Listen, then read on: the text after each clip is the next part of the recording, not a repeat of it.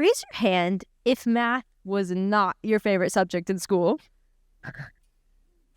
Well, our next speaker, Parth Rajput, may very well just change your mind.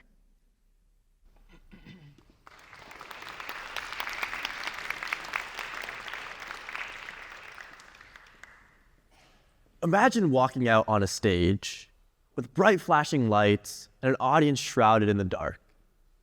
You feel your heart race, palms sweat, and breath get heavy. This is fear. According to Northwestern University, fear is a physical stimulant triggered by parts of your brain, alerting your nervous system and releasing hormones like adrenaline and cortisol. Well, everyone's fear can be triggered by a wide variety of things, bugs, heights, or even public speaking. This is the body's natural, uniform response. But it's disingenuous to reduce fear down to a natural, uniform response. Fear is so much more than that. It's deeply personal too. What terrifies one person might seem insignificant to another. Fear can be loud and overwhelming, like standing on that stage. But it can also be quiet and creeping, like fear of the dark or the unknown.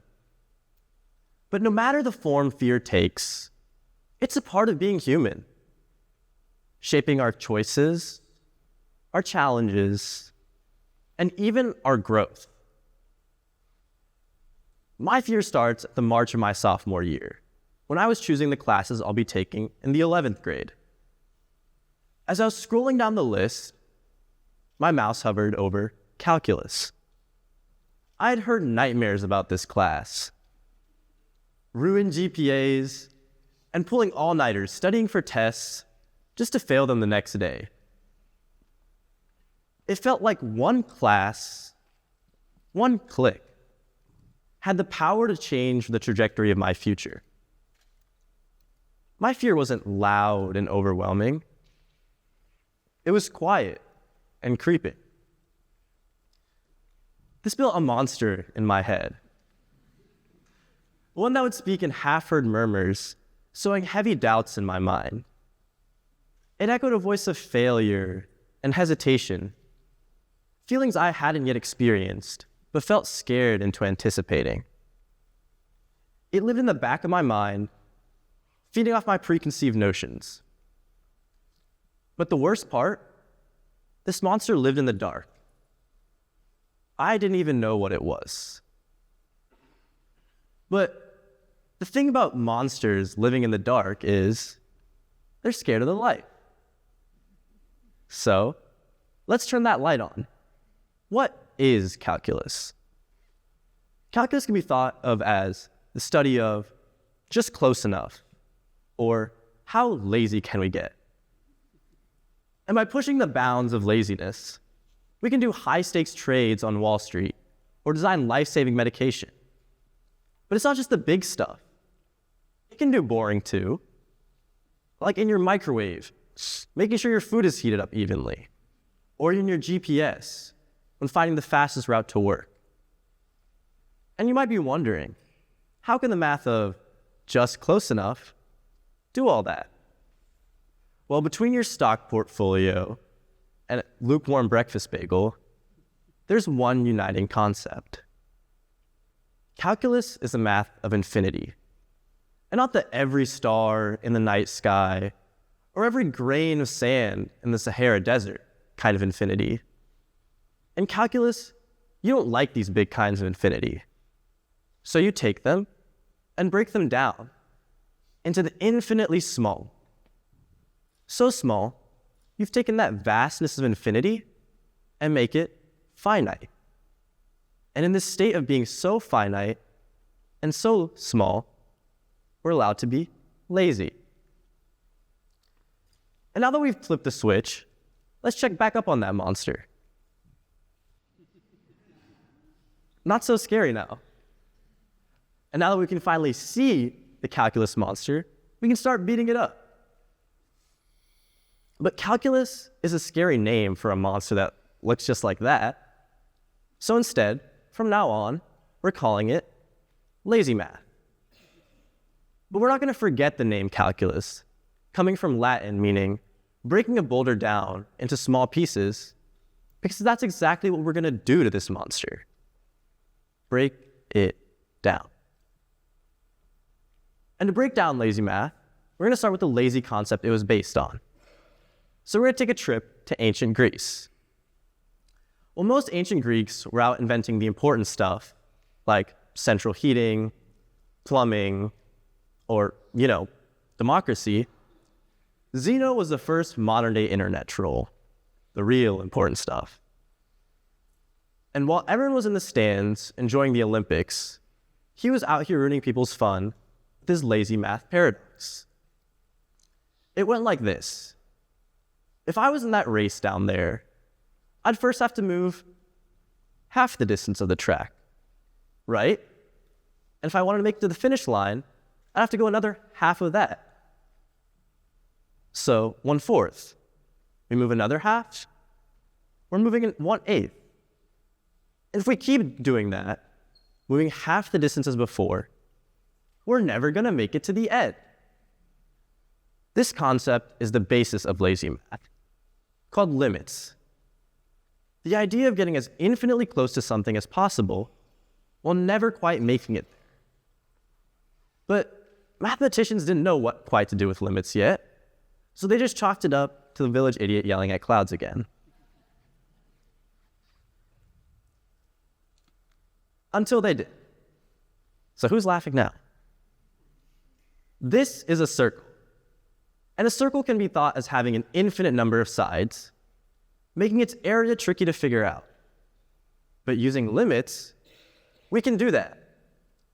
Starting with a triangle, and then adding a side, and doing that over and over and over again. And as you notice, the more we increase our number of sides, the closer we get to the shape of our circle. This can be summed up by this expression. As our number of sides approaches infinity, the better we get an accurate estimation for our circle. And that's how limits are used in the real world today. To break the vastness of infinity, creating a bridge between the really, really large and the infinite. But how does that work in the real world? In the real world, we have real shapes that look like this, or like this, or even like this. So how do we go from our silly little circles to more complex shapes? Remember how I said in calculus, we don't like these big kinds of infinity? So how about we go the other way? Bridge the really, really small to the infinitely small. And to do that, we're going to use this. And while it may look really, really scary, I promise it's not. We can break it down, use it right now in the real world. So let's pretend to be engineers testing a car's brakes. And to do that naturally, we're going to hurdle this car at a brick wall. Just kidding. We're going to graph its braking speed until it hits 0. Because it ran into that brick wall or stopped right in front of it? Let's find out. I'm going to start by using a rectangle. This rectangle takes us through the first second of time. And in that first second, we're moving 6 meters. At another rectangle, we're moving 4. At a third, we're moving 2 meters. And if we do this all the way down, adding up our small increments of change, we can see our car moved 15 meters. So, yeah, if we had a brick wall, that wouldn't be so good. But using all these rectangles didn't quite get us an accurate area for our shape. So what happens if we double them? How about triple? Quadruple even? And similar to our circle, the more we add, the more accurate we get. So checking back up on our car, we can see, hey, we made some pretty good breaks. But Parth, how can we believe you? How do we know you're not just lying for some insurance claim? Well, let's bring back our rectangles count them all up, add them together, take their areas. But no, this is lazy math. We're not going to do all that.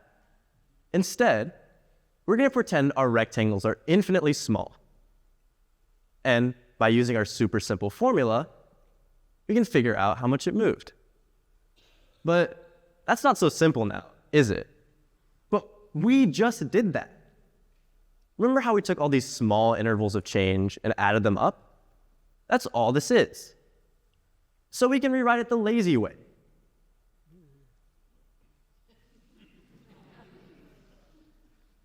And when we draw rectangles over and over again and measure the ink we use, we can apply lazy math anywhere in the real world. We can be sociologists, finding the area of this graph to get the current population.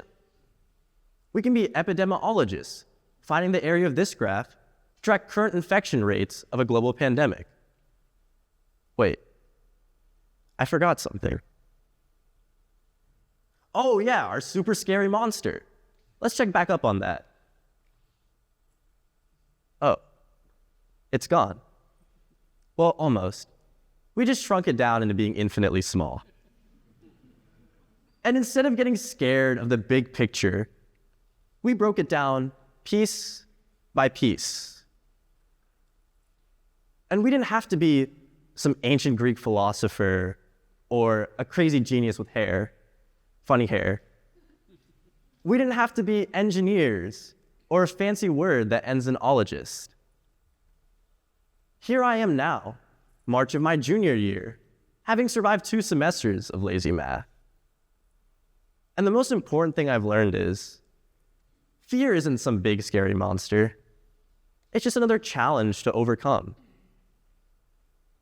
And it's not about being fearless either, but moving on despite that.